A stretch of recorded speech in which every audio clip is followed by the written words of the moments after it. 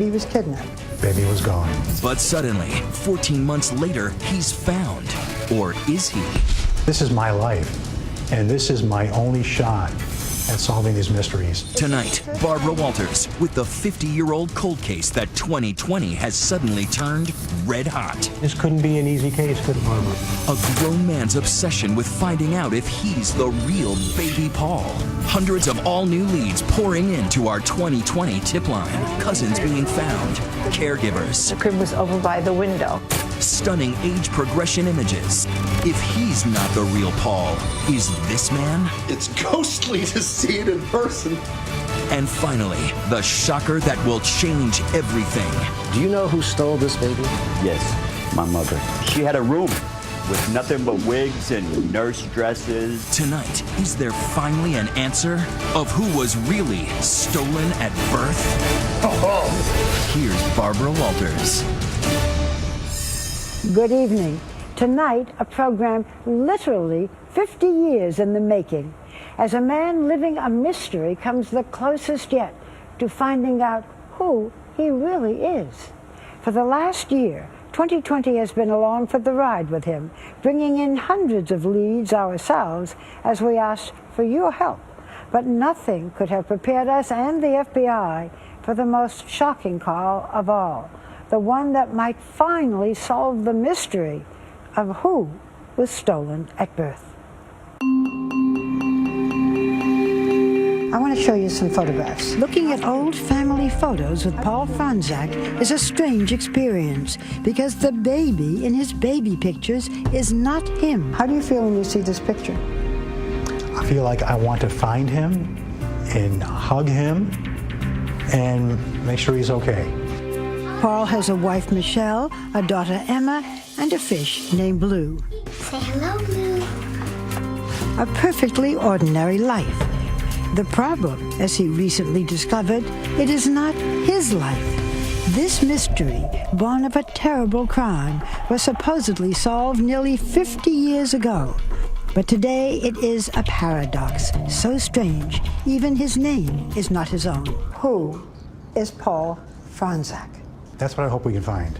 The crazy, amazing story begins with a villain, an evil woman dressed in white, and a baby stolen at birth, half a lifetime ago in 1964. Lyndon Johnson was in the White House, leading a nation still reeling from the assassination of President Kennedy. A young journalist named Barbara something or other was breaking into television, appearing on the Today Show. And the original boy band was shaking up America.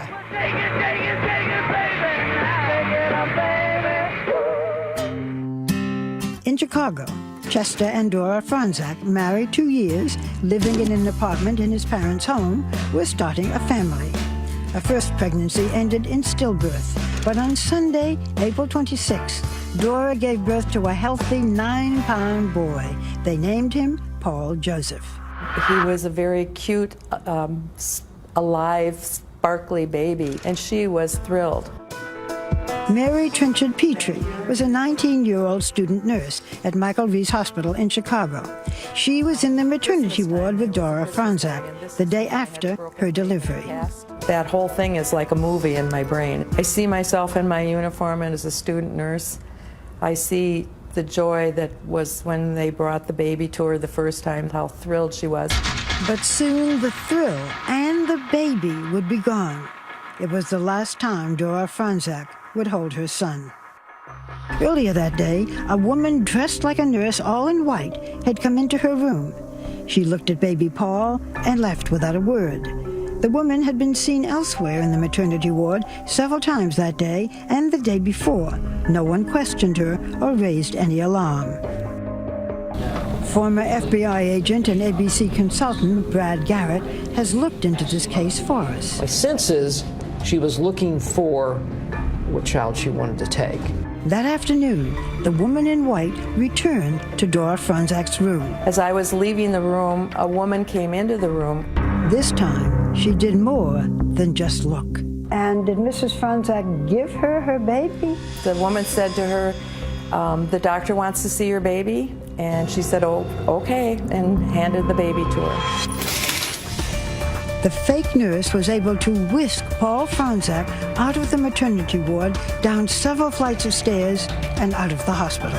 Apparently she got in a cab and took off. Easy. Easy, very easy. Just like that, Paul Franzak, less than 2 days old, was stolen from his mother's arms and vanished. The baby was kidnapped. Baby was gone. Mary Trenchard says 45 minutes passed before the baby was missed. They said, "Do you have the Franzak baby?" And I said, "No." And she said, "Well, then the baby's gone." I was like, "Gone where?" You know, and she said, "You go back to Mrs. Franzak's room and stay with her. The baby's been taken." There was a frantic search. Nurses turned the hospital upside down. But astonishingly, for several hours, no one told Dora Franzak, the one person best able to describe the kidnapper, that her baby had been taken. Your heart must have been in your mouth. It was awful. Finally, authorities came empty-handed to the maternity ward to deliver their stunning news. And they told her, "Mrs. Franzak, your baby's been taken." Is there anything you'd like to add, Mr. Franzak? What would you like to tell the person who took the baby? We uncovered rare archival news photographs and film footage of the case. Here is Chester Franzak, the day after learning that while he was at work as an aircraft machinist handing out celebratory cigars, his boy had been stolen. Do you have an appeal to the kidnapper? I pray that she'll take care of the baby and return him. I don't know what more to say. A distraught Dora Franzak, with Chester kneeling by her side, made a public appeal for the kidnapper to return their son. Would you have any reason to think why she might have taken the baby? The only thing I can think of, she must have been desperate for a baby, that she would come and take someone else's baby away from them, where she couldn't have her own, or she lost hers or something. But even losing the child, I don't think you're that desperate to go and take another woman's baby. If the kidnapper, seen in police sketches, heard the Franzak's plea, she was not moved by it. But others were.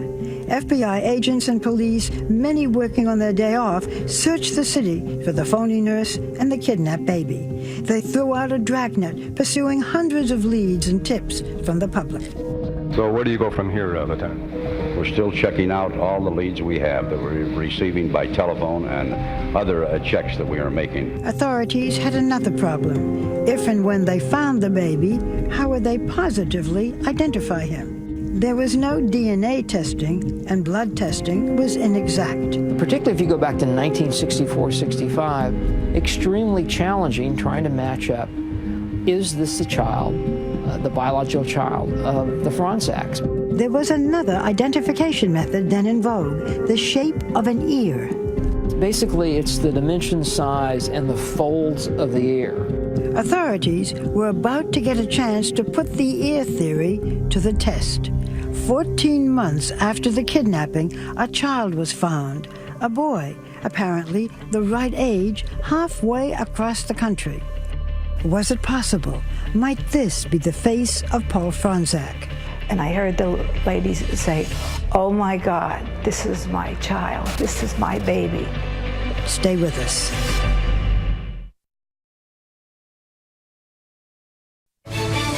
"2020's Stolen at Birth" continues. Once again, Barbara Walters. It was the biggest kidnapping since the Lindbergh baby. Paul Franzak, stolen at birth by a fake nurse. His angelic face peering from the front page was the last anyone had seen of him. Left behind were an empty crib and 2 broken hearts. A year passed, and then one day their phone rang. 800 miles away in Newark, New Jersey, a boy had been found. The FBI contacted my parents and said, "We think we found your son." Whoever abandoned the baby had dressed him up, wheeled him to a department store in a new stroller, and walked away. 48 years later, we return to that very place with Paul Franzak. Somebody wheels a stroller, puts you here, walks away. It never looks back. And never looks back. It's crazy. New Jersey authorities temporarily placed the abandoned boy with an unidentified family. That period was a mystery until after we first aired this story. Then Janet Ingracia came forward. She contacted the 2020 tip line with incredible new details. She says it was her family who had cared for the boy as they had for nearly 100 other foundlings over the years. He was an adorable little boy, he really was. The FBI is now investigating the little abandoned boy. Yes. They came several times and they took different, like a mold of his ear, and that was sent up to Chicago. Authorities compared the shape of the left ear of the boy in New Jersey with the baby photos of Paul Franzak. One day, Janet's family was summoned to a meeting. They were told to bring the boy. He was led to a room where Dora and Chester Franzak were waiting. And I heard the ladies say, "Oh my God, this is my child. This is my baby." And everybody's such an, "Oh my God, the woman found her baby and this baby found his mother." The Franzaks took the little boy home with them to Chicago, and that was the last time Janet saw him. You have not seen Paul Franzak in something like 50 years. That's right. Would you like to meet him now? Oh, I certainly would. Oh my. Hello, Paul. Hi. How are you? I'm doing good. How are you? Good. This is surreal, Yeah, right? It is. Yeah. After so many years, it completes my heart. This brings back such good memories. On a winter morning, Paul and Janet returned to the house in Watchung, New Jersey, where he spent almost a year as a child. Welcome. Paul remembers nothing of that time. Janet doesn't forget a thing. Your crib was over by the window, okay? You loved my father dearly. You really did, you know. You were the one that used to sit on his lap, you know, and he used to fall asleep on his lap, and then he'd take it and he'd put you inside, you know. You were very happy here, Paul. You really were. There was great happiness in the Franzak home, too. The family, so often filmed in heartbreak, now recorded home movies of their own. The star of every celebration, of course, was Paul. They had missed his first step, first word, first birthday, but Paul was now back where he belonged, blissfully unaware of his past, until years later. When you were 10 years old, you had a shocking discovery. Tell me about it. I was looking for Christmas presents and snooping around the house, and I found all these boxes. And it turned out it was a box of clippings and a bunch of cards and letters all about a kidnapping. Did you ask your parents about it? I did. I asked them, what is this? And they said, well, you were kidnapped. We found you. Just like that, you were kidnapped, we found you? And that's all that matters. You're our son, we love you. How did your parents explain what happened to you? They really didn't talk about it. It was something that we really didn't bring up in the house. It was a very touchy subject. Did you ever feel that there was anything out of the ordinary when you were growing up? Well, I did notice that I didn't resemble anybody in my family. You had a brother? Correct. Yeah. And he looked like your parents? Exactly like my dad, 100%. And you didn't at all? Not at all. When he grew up, Paul pursued a career as an actor. Told you we were nice. We're really nice. His resemblance to George Clooney got him work as a stand-in in Ocean's 11 movies. Ready, steady, go!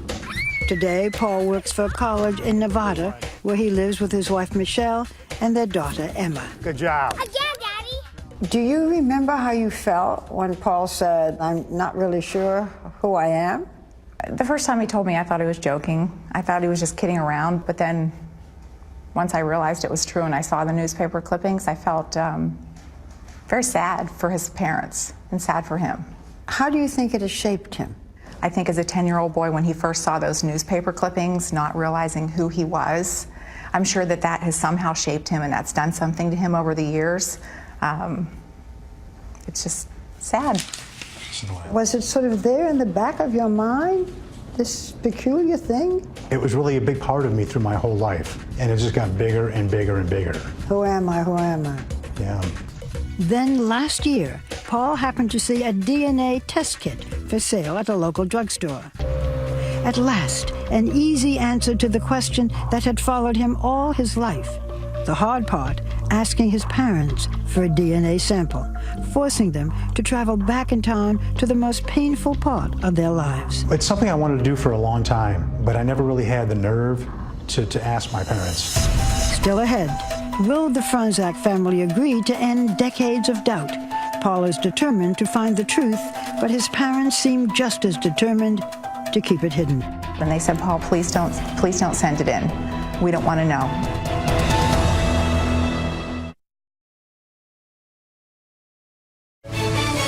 2020 returns with Barbara Walters.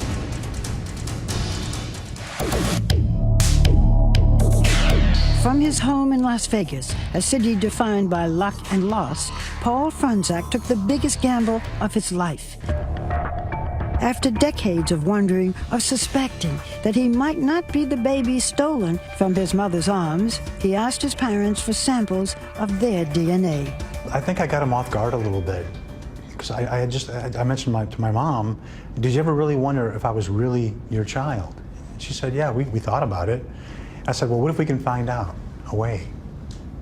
And they said, well, yeah, we'd like to know. And then I went and got the DNA kit, and it was all done in 5 minutes. But later, second thoughts. Were you ready to handle whatever secrets might come out? Yes. Were your parents ready to handle the secrets? No. They called me and they said, we don't want you to have that test done. And if you do it, we don't want to know. I had the packet ready to go on my desk in my house for about 3 weeks. And I would pass it every day, fighting with whether to do it or not. And finally one day I told my wife, I said, you know what? I have to do this. I really need to know. It was the answer that he had anticipated and feared. The results were in. The test that would tell him if he'd been living a lie. Describe the moment when you got the results of the DNA test. I got the phone call. I found out that there was no remote possibility that I was a Franzak child. And all of a sudden I felt the color drain from my face. And I said, are you okay? And he said, I don't know. He said, I feel a little dizzy. I need to stay in my chair right now. And all of a sudden I started thinking, I don't know anything about myself. I don't know how old I am, my heritage, my birthday, all these things that people take for granted. Everything I thought was my life wasn't. He said, I don't know anything about myself. And I said, well, you do. You're my husband. You're Emma's dad. You know who you are. But who he is not this baby boy. For Chester and Dora Franzak, the fairy tale ending to their family tragedy was revealed to be just that, a fiction. How does a loving son say to his parents, you are not my biological parents? That was another hurdle I had to go through. My dad's 82, he has a hard time hearing on the phone. And my mom, I knew she would be very upset. So I really thought the best way would be to send them a letter. Would you read it? Sure. All right, so it's Dear Mom and Dad. First, I am your son and always will be. I love you both, and that will be forever. I am not the kidnapped baby that you had stolen from your arms on April 27, 1964. This means that the real Paul Joseph Franzak may still be out there, alive, not knowing who he is. I know this is hard for you, but this is also about me at this point. What was the reaction of your parents? My dad called me, and he called me a name that he never has called me before in my life. How'd you feel? I was speechless. And then my dad hung up. In their heart, I was their son, and that's all that mattered. Did you think maybe you shouldn't have taken the DNA test? I struggle with that quite a bit. I love my parents, and I always do what they ask, but this is something that I really felt I had to do. But the truth hurts. The Franzaks' prayers to find their stolen baby had actually never been answered. For Paul, fond memories had become bittersweet, tainted by the knowledge that he was not kidnapped and found. He had been abandoned, most likely by a parent. The toughest moment for me is when I watch the home movies of when I was first brought back from Jersey, and I see how a young boy was running around that someone had just left. And it kills me every time I see that. I look at my daughter, she's 4 years old, and the thought of leaving her behind,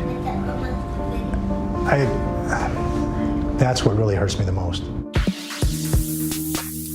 Paul is now determined to solve the two mysteries in his life. Who is he, and what happened to his parents' stolen baby? My main goal is to find the real Paul. My parents raised me, and they did a great job. And I feel that if I don't do everything I can to help find the real child, then I'm not doing my job as a son. Don't you also want to find out who you are? It'd be a great bonus. To help Paul solve these mysteries, we introduced him to Brian Ross, our chief investigative correspondent, and ABC News consultant, Brad Garrett, a former FBI profiler. So we're starting to pull together, anybody who touched the case. And your game. I'm in this for the long haul. To crack open a cold case that is 5 decades old, we hit the airwaves. I'm in Chicago for the hunt for a stolen baby. Asking viewers to test their memories and send in tips. So if you know anything about this case, let us hear from you. Coming up, shocking new twists in the case from the tips you sent in. The resemblance is uncanny if I'm not this guy. If this is what the baby would look like today, is he the real Paul? Next on Stolen at Birth.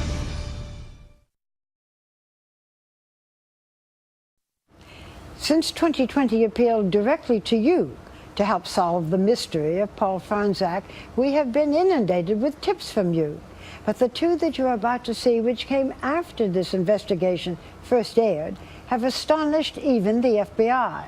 Here is ABC's Brian Ross, back at the scene of the crime. Until our 2020 investigation, the case had been as cold as a Chicago winter. But now, in the wake of our first report, the 2020 tip line has been alive with all kinds of new and admittedly sometimes wacky leads about the stolen baby or about Paul Franczak's birth family. Some viewers suggested he might be related to football quarterback Brett Favre. He's not. And good evening, everyone. I'm Tom Connor. Others wrote saying he bears a resemblance to the anchorman at our ABC TV station in Indianapolis, another dead end. And there were at least 3 50-year-old men who thought they were the stolen baby, based on drawings of what he might look like today. I could be Paul. I might be Paul Franczak. I do believe that there's a chance of me being Paul Franczak. But while none of those 3 were a match, we continued to get more tips, including 2 that got the full attention of the FBI. That hairline is so simple. First, a man who grew up in Chicago with a strong resemblance to the stolen baby. The resemblance is uncanny if I'm not this guy. And then a surprising admission from a man who believes the stolen baby had been in his home. So you're saying you saw this baby? That baby. In your house? It looks like him, yes. The new attention and the new leads grow out of the one and the only solid piece of evidence from 50 years ago. The hospital on the south side of Chicago where Paul Franczak was stolen, long since shuttered. Its records nowhere to be found. And the key detectives from back then, all dead. Do you have any further clues? No, sir, not at this time. All that remains is the hospital photograph taken the morning the baby was stolen, at a day and a half old. And that's what was used by the artist at the National Center for Missing and Exploited Children to create the age progression images that we used to propel our investigation forward. I feel good about it. I think it is in the ballpark, yes, sir. The last known sighting of the baby and the kidnapper was at this intersection in the Chicago neighborhood of Bridgeport, where a cab driver told police he had dropped them off after picking them up at the hospital. 35th and Halsted is where the cab came from the hospital. Police went door to door looking for possible suspects. The search went on for days in 1964. Hundreds of officers and FBI agents were involved. And our consultant, former FBI agent Brad Garrett, says it is likely the kidnapper had some ties here, given past infant abduction cases. They tend to be from the community where they take the child. So we did our own door-to-door canvass with the image from the Center for Exploited Children and another one produced by artists commissioned by ABC News from the Michigan firm Fojo.com. Some of the old-timers in Bridgeport remembered the case. I do remember that baby being stolen. Yeah, there was handbills with The picture of the woman. A drawing? Yeah. You don't recognize these? But no one recognized any likeness to the people living around here now. Then last month, Paul Franzek visited Barbara Walters on The View. So tell us what your quest is. The main quest is to find what happened to Paul, because a tragic thing happened to my mom. Paul Franzek, the real baby who was kidnapped. And a viewer thought she knew the solution to this 5 decades-long mystery. A friend of hers in Dallas by the name of Sam Miller. There she sees this picture come up on TV, and she called me. She goes, "You're going to think I'm out of my mind, but you've got to go to this website and look at this." And so I did, and we all just stood there in shock. This is the picture? Yes. It's ghostly to see it in person that large. Yeah. Not only does Miller look a lot like one of the age progression images we had produced, but look at the baby pictures. This is the photo taken of the baby just before he was stolen. Yeah. And as you know, your own baby photo from whenever that was taken. It looks like me, and it looks like my son. Miller, a 49-year-old Microsoft executive, is the right age to be the stolen baby. Grew up in a suburb outside of Chicago and did not learn he was adopted until earlier this year, after doctors told him his kidney disease had taken a serious turn for the worse.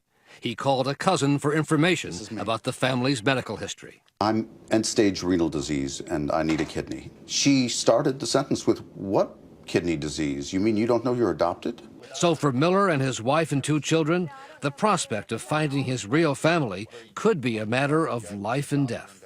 So here I am, and hope that I'm able to find a kidney, find my family, and go on with my life, because I'm kind of near the end. Miller was eager to provide swabs with his DNA sample to be tested and made contact with the FBI. This must be quite an emotional moment for you. I look like that guy, and I have no idea where I came from. And then, as Miller was showing me pictures from the family album, Corinne Mosak, my mother, the phone rang in the kitchen. It was the call from Chicago he had been waiting for. This is Sam. I would like to know who I am. All right. When we return on 2020. Wow.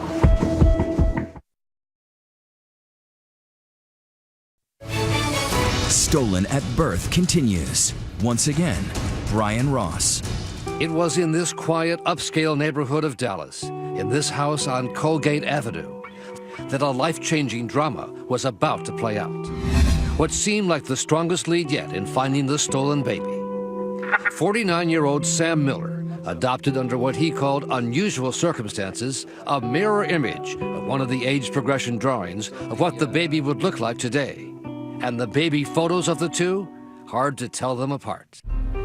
We were there when he got the phone call that would resolve it all. From the government office in Chicago that had his original adoption papers, which 2020 helped to get unsealed. I appreciate it. I would like to know who I am. It was a 90-second phone call, full of nervous anticipation. I see. As Miller learned what was found in the adoption files that had been kept secret until this moment. My birth mother was Sheila. If true, that meant that Miller had not been stolen, but given up for adoption legitimately. Not the stolen baby?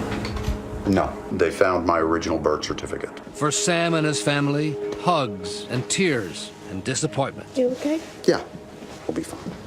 And a new search for a family he now needs to find as he faces a kidney transplant to keep him alive. I have a brand new search. Glad we got a quick answer. Thank you so much for flying down. Well, of course. I appreciate it. Really. For us, it was back to Chicago and the discovery on the 2020 tip line of what, amazingly, would turn out to be an even more intriguing lead about who the kidnapper might be. Do you know who stole this baby? Yes. Who stole the baby? My mother. Your mother stole the baby? Yes. His name is Johnny Harbaugh, and what he told us about his mother may seem far-fetched, but it most definitely is not. It's a pretty serious charge that your mother kidnapped a baby. Right. But she was arrested a few times for suspicion of kidnapping babies. His mother's name was Linda Taylor, a notorious figure in Chicago in the 1970s and 80s, dubbed America's welfare queen and vilified by President Ronald Reagan. Her name is Linda Taylor. The Illinois Legislative Advisory Committee on Public Assistance investigated. Came up with 82 charges of welfare fraud, perjury, and bigamy. Among other things, they discovered 100 aliases and 50 false addresses. We began to look for her after our 2020 tip line provided this clue. The baby was stolen by a lady known as the Welfare Queen. She had many, many schemes to get money and would have most likely sold the baby. Linda Taylor died 12 years ago, but we found her son living in a Chicago suburb, prepared, he said, to finally tell what he knows about his mother and the stolen baby. Did he have a name? He had a name, but we called him Tiger. Harbaugh said he was a teenager living in this house in Chicago when he came home to discover a new baby. Was your mother capable of stealing a baby? My mother was capable of anything. Not only stealing a baby, but she could steal you. She was just that kind of woman. You know, she done however what it took for her to survive. Harbaugh said his mother was a master of disguise, could pass as white or black, Puerto Rican or Hawaiian, in her schemes to collect fraudulent welfare payments, sometimes posing as a doctor or a nurse. She had a room with nothing but wigs and nurse dresses and shoes. At the time that Paul Franzek was stolen from the Michael Reese Hospital, the police put out a sketch. Yes. Do you think that's your mother? Except for the nose, but she could do anything with her face or her hair.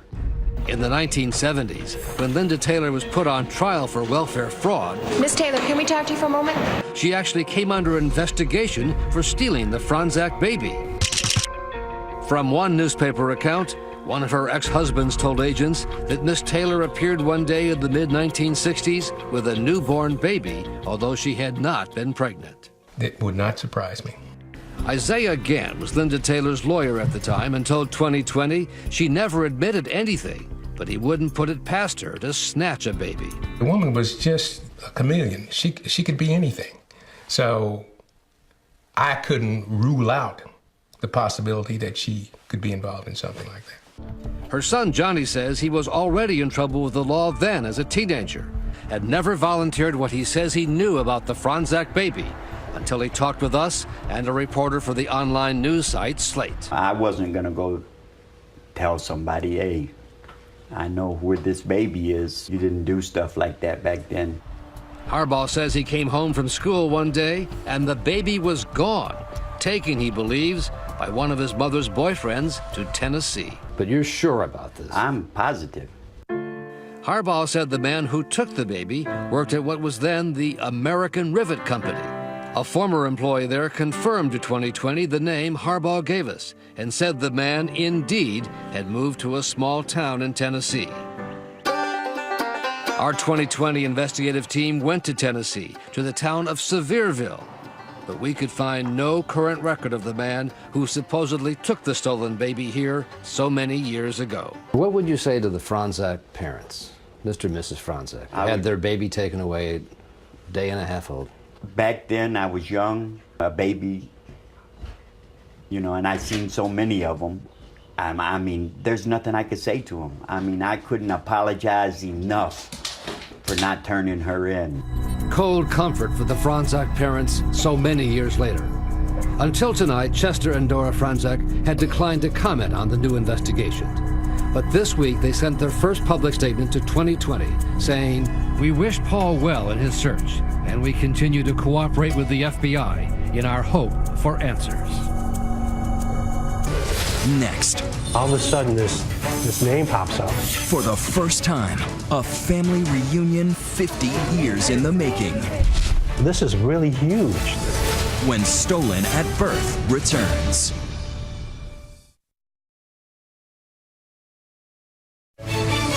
"2020's Stolen at Birth" continues. Once again, Barbara Walters. For Paul Franzak, a mission has become an obsession. Here I go again. Between breakfast Read your man. and ballet lessons, We're going to dance class. he is on the hunt. I work a full-time job, I have a family, but this is my life, and this is my only shot at solving these mysteries. So I put as much time as I can. Everyone goes to bed at night, I'm online researching. This is my first actual baby picture right here. His focus is finding his parents' stolen baby, but he is still searching for clues to his own identity. I feel kind of like an imposter because I'm using his birth certificate. Paul is out there, and I have his birth certificate, and I want to give it to him, and then I want to find mine. Desperate to find any connection to his biological family, Paul sent DNA samples to 3 genealogy sites: 23andMe, Family Tree DNA, and Ancestry.com. We took the sample that you gave us, and we put it on a chip. And what that does is it gives us a unique DNA signature that only you have. So we compare your DNA to DNA from populations all over the world. So you're kind of like CSI, but you work with DNA. It's family history. The results were Paul's first indication of who he is and where he's from. There were surprises about his ethnic roots. You are 37%, according to our analyses, of European Jewish descent. Wow. Is that new? Well, I was raised a Roman Catholic. Well, so this is interesting. So now I've been twice baptized, and I'm actually Jewish. So it's kind of cool. I have to learn a whole new religion now. I'm excited about that. Even more exciting, a major development in Ancestry.com's search. All of a sudden, this name pops up, and it says possible third cousin. Finally, a clue. And for Paul, a chance to meet his first blood relative. Her name, Fran Kirby. It is a moment 50 years in the making. I'm very excited. You get excited, you get nervous, you know, how's this person going to react to me reaching out to them? What's the response going to be? Well, let's find out the response. We have brought here to meet you, your cousin, Fran. The first branch in Paul's family tree, blossoming into the ordinary miracle of a family reunion. Hi. Hi, Paul. Nice to meet you. Nice to meet Cousin you. Paul, cousin Fran. Paul, a blood relative. How's that feel? It feels pretty good. Did you know that Paul existed? No, I didn't. I Googled after I found out and saw your 2020. Paul, just to find out that there might be a relative is a very big deal for you, isn't it? It's a very big deal. This is really huge. This is one step closer. But then another step, make that a leap closer. Paul got another match on Ancestry.com, this time a possible second cousin. Finding a second cousin match is substantially better than finding a third cousin match. For Cece Moore, a genetic genealogist helping Paul with his case, it was a eureka moment. I was extremely excited. I thought we might be able to have a very quick resolution to this case. That cousin's name, Alan Fish, a 57-year-old from New York. A second cousin could unlock the mystery. Alan and Paul's parents could be first cousins, their grandparents siblings. But there is one ironic obstacle. Turns out Alan was himself adopted, so just like Paul, he was searching for his biological parents. To find that his closest match turns out to be adopted was just unbelievable, incredibly disappointing. This couldn't be an easy case, could it, Barbara? No, exactly. A setback, and then a tragedy. Days before Alan would see court records revealing details about his birth mother, he died of a sudden blood clot. Alan's children and widow Randy are determined to carry on Alan's search and to help Paul with his. Nice to meet you. It's nice to meet you. We know this must be very difficult. Yes. In this very sensitive time, you still came in to meet Paul and help him on his journey. Yes. Why did you want to do this? All 4 kids at the same time.